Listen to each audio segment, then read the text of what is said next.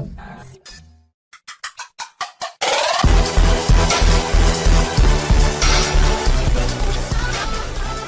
is up guys, we're here with Warframe and today I'm actually going to do a little build video. I don't know if I'm going to do it separate or if I'm going to do it together. I think I'm just going to do it together and just quickly go over everything. But I'm going to do a build video for Hydroid and the Dragon Nikana. Why Dragon Nikana? Because the normal Nikana, it's basically like the same. I don't know if it has the same polarities, I would guess it doesn't. But Dragon Nikana is Mastery 8, while the normal Nikana is no Mastery at all, so you can wear it whenever you want. And then once I got my Nami Scala, where is it? Once I got these weapons sturdy, I will do a build video about those, but I don't really like those that much. So however, let's go into the Dragon Nikana first, and then I'll go over Hydroid. As you can see, my stats here are 439.3 slash, 498 radiation because I think it's the most useful, mainly because the lower type of enemies, like the lower infested or the lower, Grenier kind of dudes, they don't really, pose much of a threat. So, in my opinion, electricity is one of the main elements that I had to use with this build because of the efficiency with it. I use focus energy, so it only left me with a few options, so I went with radiation instead, which gives me the highest elemental damage because it's 90% fire damage. And most other mods are 60% elemental damage instead of 90, so this gives me also a 1900 spin attack, 1700 blah blah blah leap, and then wall attack 1900, 1.1 attack speed, which is pretty important with this build. And you just get the base stats of 15% trainable and 15% status. So, in my opinion, this weapon is just a little bit too low on the critical side to make it an effective crit weapon. So, a good crit weapon would be the dual acres, because they can get 40% crit with mods and a 5.7 multiplier. For this weapon, however, it's better to just go either my build or a full power build. Mine is an efficiency melee channel build. Basically, I can channel forever with 1 energy instead of the normal default 5 energy per hit. It only costs me 1 energy, and my energy siphon will balance it out and give me an ending energy, basically. An ending melee channel attacks, sorry. So I'm just waiting for the toggle ability to get implemented, if they ever do that, which I hope they will. And then this will just be a fucking beast, because holding down the left mouse button isn't really the most useful thing. I heard people say, hold down left mouse button, then go into your chat, and then press escape, and it won't be on forever, but, it's kind of an exploit, and I don't really want to do that. So, let's go over how I modded it. I'll just quickly compare it with another weapon so you guys can see the base stats. 72.3 slash, and about 180 for all the 3 special attacks and 1 attack speed. So, as you can see, it went up pretty far. So first of all, we got Tranquil Cleave, which is, oh my god! No, it's really fucking hard to get. Apparently it drops from Guardsman and other corpus stuff, but I don't really believe that corpus stuff side because it doesn't show in the codex. So I don't know what I have to believe from that. Maybe it's a bug, maybe, I don't know. But I got it from Transmuting. That seems to be the easiest way to get this or any of the other rare stance mods for that matter. So try your luck on Transmuting. Just transmute some random rare mods, like random Warframe rare mods, stuff like that.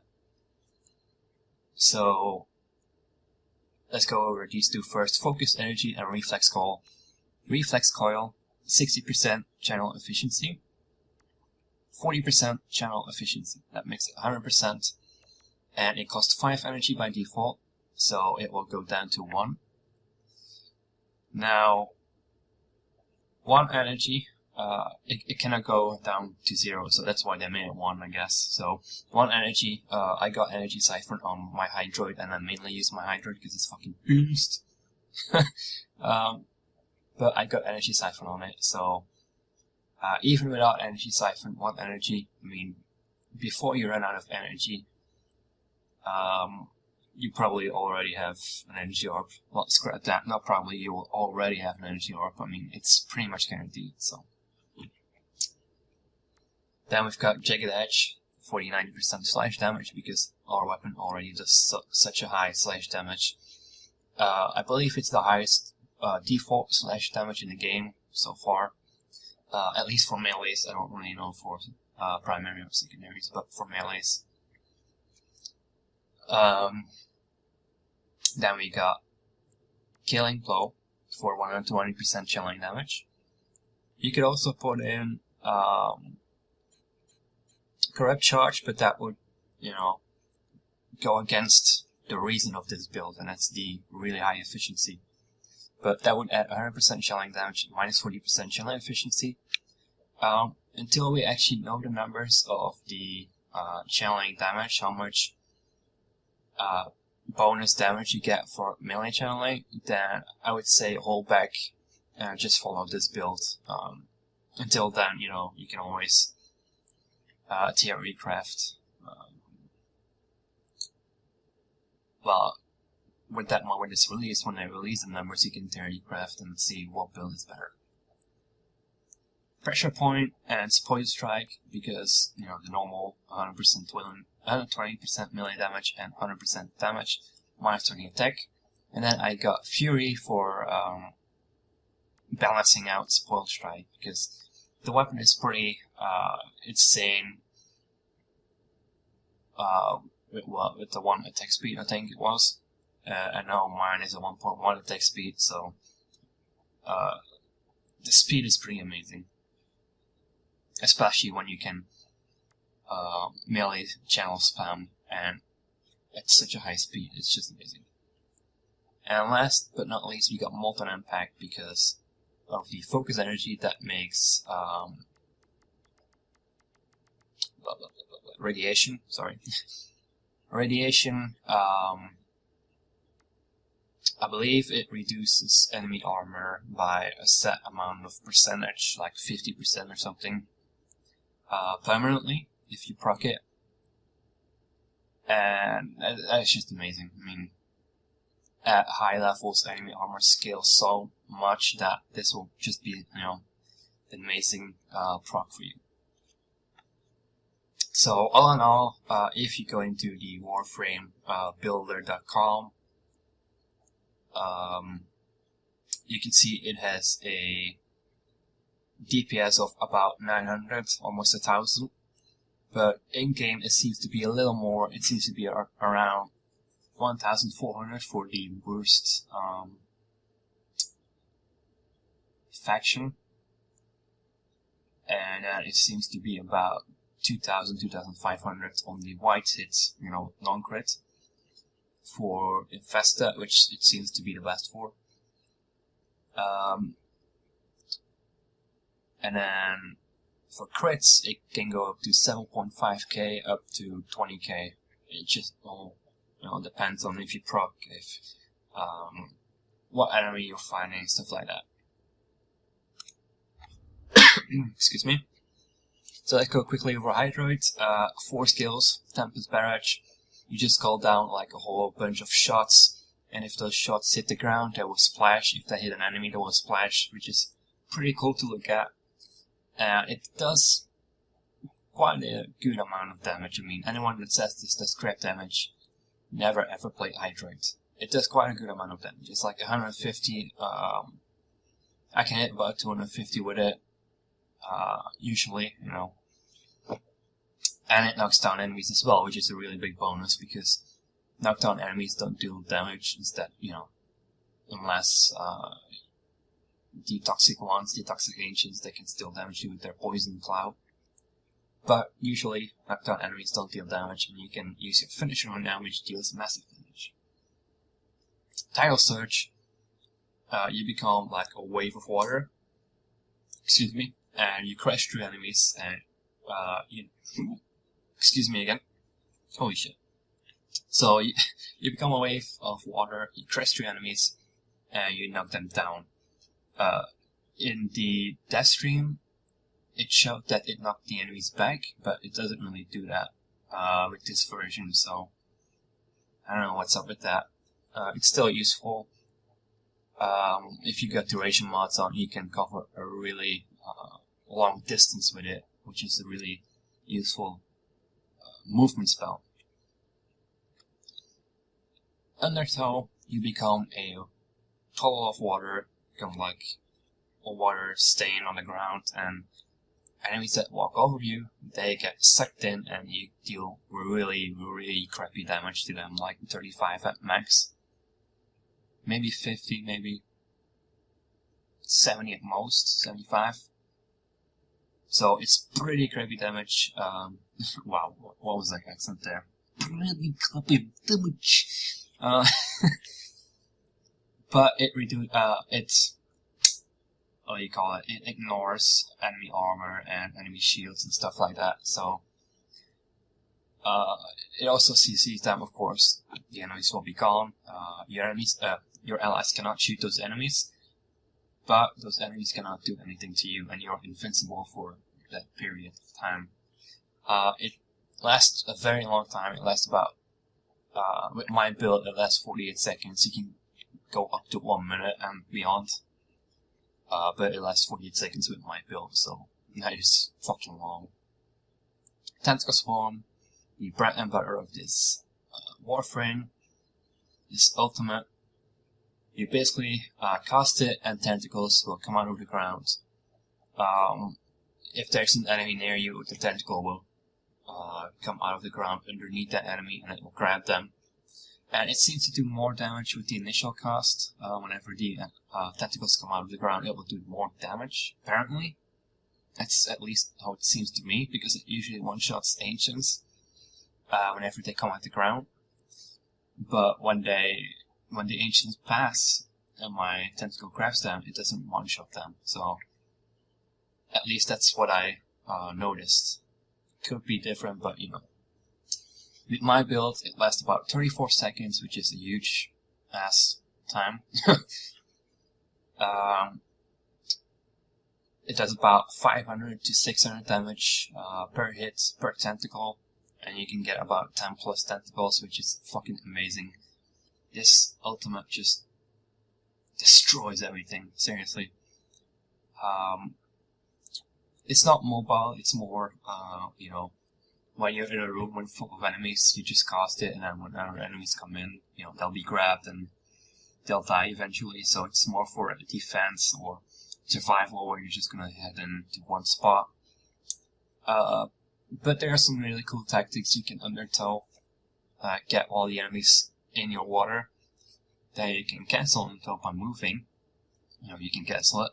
All the alive enemies will pop out, and they will be knocked down for a second. So you've got plenty of time to cast Tentacle Sword and then obliterate everything around you. So that's a common tactic that I use. Now for modding, I went with duration builds, and I put a little bit of efficiency and strength in it. So we got Energy Siphon. Please note,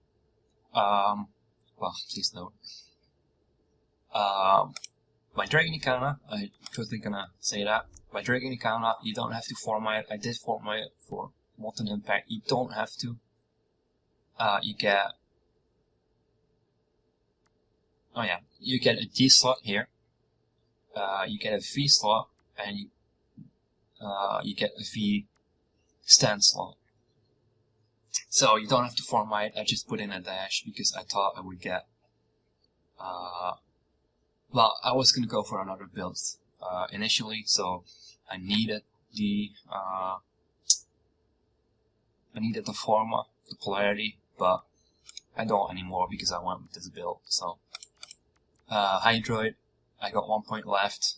It's supercharged, of course. The Nikana is as well. But you don't need to format both of these to, reach really big.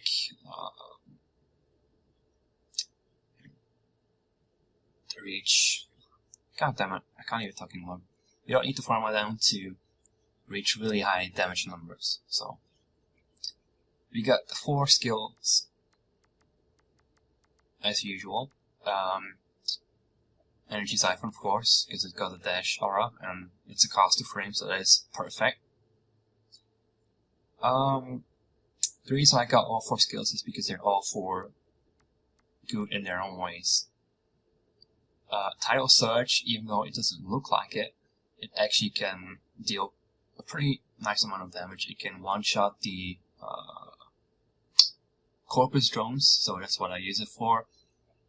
It can one-shot, low-level enemies of Infested, the normal Infested, not the Ancients. And of course you knock down enemies, which is always nice. So, all of them are useful. So I put in 30% strength in the V slot. You get a V and a dash. I put in redirection, just because I always use a shield mod on my frames. I think health isn't as important. Of course there are procs that will directly damage you on your health, but if you're an experienced player, you will always know what enemies will proc what, and how to avoid those procs. So, for me personally, I feel more comfortable with the shield mod. Then we got a little bit of efficiency, always useful. We got continuity and constitution for the 50% power duration, and of course 40% knockdown recovery, which is always useful. Flow for the higher energy pool, and that's basically it. Things you could do is you could take out flow if you, feel comfortable with that. I don't, however. So you could take out flow, you could take out redirection, and you could put in a blind rage, which of course is going to up your efficiency by 55% on a max blind rage, but you're going to get a little bit more damage. However, with this build, you're going to get the same damage as with the blind rage because of the duration. More duration means your tentacles will stay there longer, they will deal damage longer. So the damage is basically going to be the same, just over a longer period of time, and I think that's what I prefer over, 55% efficiency. Your ultimate costs 70 energy right now, and if you were to go full max damage, it would cost 155 at the minimum. Because you just can't put in fleeting expertise. You can't, because you need the power duration. You can't really do that. So 155 energy versus 70 energy, it's all your choice. I mean, I personally prefer to have my energy to be able to melee channel a lot more, but it's all personal preference. So that's basically how to mod Hydroid and Nikana, in my honest opinion. You can take it if you want, or, if you think you've got a better build, by all means, just link me to the Warframe builder. But of course, as I said, these are pretty good damage, but the main thing is, for the Nikana, it's really efficient because it only costs 1 energy. It's pretty good attack speed, so overall, the DPS versus max damage, I mean, my DPS isn't going to be the highest, but I'm going to be able to spam more melee channels. I'm going to be able to swing faster than most builds, and that's all in one, so that's pretty awesome. Hydroid, I just have a longer duration, and it's only 70 energy, so I think my builds are pretty solid, pretty good for high stuff. I've went up to level 60, 70, 80 mobs so far, and it all seems to still wreck stuff. However, you got to be a little careful with the toxic agents if you're gonna go with a full melee build. I would always suggest having at least a sidearm or a primary, so you can shoot the infested agents. For everything else, just use your Dragon Nikana, they will just die. Anyways, I hope you guys enjoyed, and next time I will upload a gameplay video. It's gonna not have commentary, so you'll probably just have to look up the internet, look up a music video, or listen to an iPod while you watch the gameplay video, and I will show Hydroid in action, and I will show the Dragon Nikana in action while I level my 2 other weapons, so I will only go melee and only use my abilities, and I will have 4 people with me, so I will be in an ODT. But it's mainly to show you guys how Hydroid works, how efficient he is, and how the Dragon Nikana is, even with the combos. So I don't really like to do the combos. There's one really easy combo which I'm gonna try and do a bit more. But other than that one combo, which is really easy to do, the other combos are pretty much unpractical, and it's not something you would do when you're surrounded. So I hope you guys enjoyed these build videos, and next time I'll have a gameplay video for you guys. If it was helpful, leave it in the comments. If you got a better build, leave a link in the comments to the warframebuilder.com website with your build. And until next time, this has been Zero. I'm out.